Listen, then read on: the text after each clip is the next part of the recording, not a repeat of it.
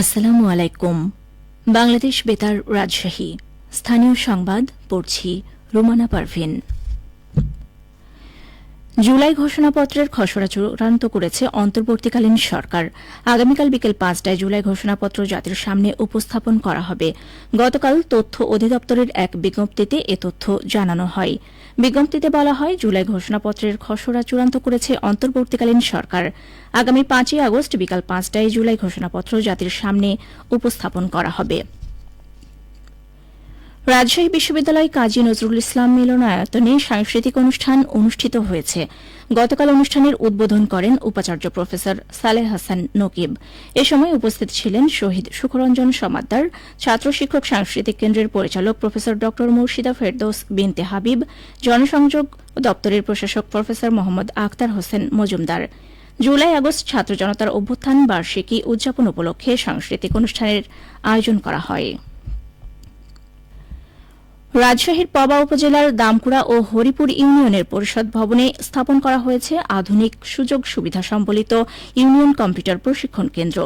গতকাল পৃথকভাবে এই প্রশিক্ষণ কেন্দ্র দুটির উদ্বোধন করেন পবা উপজেলা নির্বাহী অফিসার আরাফাত আমান আজিজ। প্রধান অতিথির বক্তব্যে উপজেলা নির্বাহী অফিসার বলেন, ইউনিয়ন পরিষদে বসে গ্রামের ছেলেমেয়েরা নামমাত্র খরচে প্রযুক্তির সকল বিষয় শিখতে পারবে। উন্নয়নের অগ্রযাত্রায় কেউ পিছিয়ে থাকবে না। এই প্রশিক্ষণ কেন্দ্র দরিদ্র ও পিছিয়ে পড়া শিক্ষার্থীদের জন্য এক নতুন সুযোগের দ্বার খুলে দিয়েছে। উল্লেখ্য, প্রত্যেকটি কেন্দ্রে একসঙ্গে ২০ জন শিক্ষার্থী প্রশিক্ষণ নিতে পারবে। কেন্দ্রগুলোতে রয়েছে আধুনিক কম্পিউটার, নিরবচ্ছিন্ন দ্রুতগতির ইন্টারনেট সংযোগ এবং প্রজেক্টর সহ অন্যান্য মাল্টিমিডিয়া উপকরণ।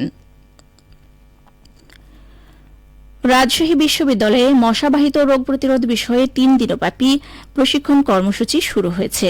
গতকাল কৃষি অনুষদের ডিনস কনফারেন্স কক্ষে investigating arthropod vectors and vector borne pathogens one health concept শীর্ষক এই প্রশিক্ষণের উদ্বোধন করেন প্রধান অতিথি উপাচার্য প্রফেসর সালেহ হাসান নকিব। অনুষ্ঠানে বিশেষ অতিথি ছিলেন উপ উপাচার্য প্রশাসন প্রফেসর মোহাম্মদ মাইনউদ্দিন, উপ উপাচার্য শিক্ষা professor Mohammad Farid Uddin Khan, veterinary and animal sciences অনুষদের অধিকর্তা professor K M Mozaffar Hossain ও ভেটেরিনারি অ্যান্ড অ্যানিমাল সায়েন্সেস বিভাগের সভাপতি প্রফেসর মইজুর রহমান।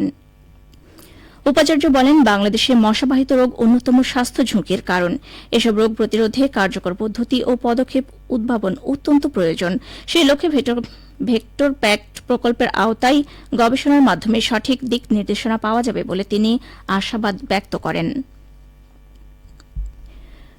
নওগাঁয় জুলাই বর্ষপূর্তি উপলক্ষে ব্লাড সার্কেলের সহযোগিতায় বৈষম্য বিরোধী ছাত্র আন্দোলনের আয়োজনে ফ্রি ব্লাড গ্রুপিং ও রক্তদাতাদের ডাটাবেজ কর্মসূচি বাস্তবায়ন শুরু করা হয়েছে। আজ সকালে শহরের মুক্তির মোড় জেলা পরিষদ পার্কের সামনে কর্মসূচি শুরু করা হয়। কর্মসূচিতে শিক্ষার্থীরা দিনব্যাপী সর্বস্তরের মানুষকে বিনামূল্যে ব্লাড গ্রুপিং সেবা প্রদান করেছেন। এছাড়া রক্তদাতাদের ডাটাবেজ তৈরি করা হচ্ছে। কর্মসূচি উদ্বোধনকালে বৈষম্যবিরোধী ছাত্র আন্দোলনে অংশগ্রহণকারী জাহানে মোতায়েনযুক্ত সাদনান সাকিব, রাফিউল বাড়ি রাজন, আব্দুল মোমিন, শাহনেয়াজ রক্সি, নওগাঁ ব্লাড সার্কেলের সাধারণ সম্পাদক রিজভী আহমেদ রিজওয়ান সহ অন্যান্যরা উপস্থিত ছিলেন।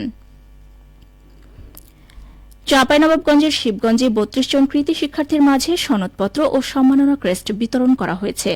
গতকাল উপজেলা প্রশাসন ও জেলা শিক্ষা অফিসের যৌথ আয়োজনে মাধ্যমিক ও উচ্চ শিক্ষা অধিদপ্তরের performance based grants for secondary institutions স্কিমের আওতায় উপজেলা পরিষদ মিলনায়তনে কৃতী শিক্ষার্থীদের মাঝে সনদ ও ক্রেস্ট প্রদান করেন আদিনা ফজলুল হক সরকারি কলেজের অধ্যক্ষ ড মাজহারুল ইসলাম তরু। অনুষ্ঠানে এসএসসি পর্যায়ে ৮ জন, এইচএসসি পর্যায়ে ১২ জন, কারিগরি ৪ জন, মাদ্রাসার আলিম পর্যায়ে ৪ জন ও দাখিলের 4 জন শিক্ষার্থীকে দেওয়া হয় সনদপত্র ও সম্মাননা ক্রেস্ট। চাঁপাইনবাবগঞ্জের শিবগঞ্জে মাদক বিরোধী ভ্রাম্যমাণ আদালত ৩ জন মাদক সেবীকে কারাদণ্ড ও ৩ কেজি মাদক উদ্ধার করেছে। গতকাল মাদকদ্রব্য নিয়ন্ত্রণ অধিদপ্তর চাঁপাইনবাবগঞ্জ জেলা কার্যালয়ের সহযোগিতায় এই অভিযান পরিচালনা করেন সহকারী কমিশনার ভূমি ও এক্সিকিউটিভ ম্যাজিস্ট্রেট মোহাম্মদ তৌফিক আজিজ।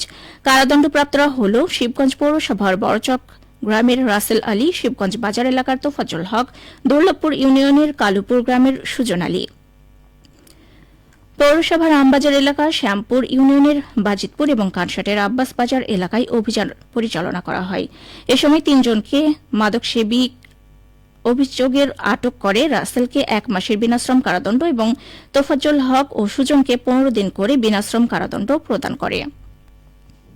সবশেষে আবহাওয়া। আজ দুপুর 2টায় রাজশাহীতে তাপমাত্রা ছিল 29 ডিগ্রি সেলসিয়াস। এ সময় বাতাসে আপেক্ষিক আর্দ্রতার পরিমাণ ছিল 92%। রাজশাহী ও পার্শ্ববর্তী এলাকায় আজ সূর্যাস্ত সন্ধে 6টা 47 মিনিটে। সংবাদ শেষ হল। আমাদের পরবর্তী সংবাদ বিকেল 4টা 5 মিনিটে।